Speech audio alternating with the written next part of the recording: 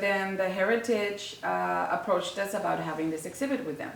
And my part of the exhibit was called Pollinators, which highlighted a lot of bees. Yes. And how did the bees come about? Yes, it's a funny story. So we have this art gallery here in McAllen where we teach art classes. And every year we highlight our students' work by having an exhibit for them in May.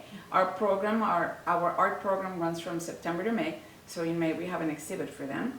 And a day before the opening, we noticed there was an excessive amount of bees right by our door. The IMAs, the museum, I know I keep mentioning them, donated or gifted us a dinosaur, which we hadn't completely set up, and its stomach was gutted, and the bees decided to cool off inside the dinosaur's stomach. And I went into a panic mode because I knew my students would go in and out of the door, and I didn't want anybody being stung. So we made phone calls and found a bee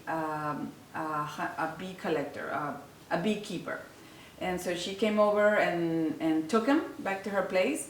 And before she left, after she had captured all of them, she told us a story. We have more than or close to 4,000 species of bees in the United States alone, and how important they are to us. Of course I knew that, but I didn't know how important they were to us. They pollinate. They do so much more than what I'm sharing with you. And so then I decided that would be my next project, that I would try to do as many bees as I could, and then just talk about the bees. And so the first time I got to talk about the bees was at the Heritage. They asked us to do a mini art talk, and I said, "Don't kill the bees. Please love the bees. They're our friends." And I told them the story, and I told them how I plant a lot of plants, and every day in the morning I fill up buckets with water so they can rest and drink water. And I'm growing right now. I'm growing about 100 seeds, and all of them are butterfly and bug friendly. And then people came up to me afterwards and said, "What kind of plant did you say that are good for the bees and butterflies?" And I thought, that's pretty cool. They were listening.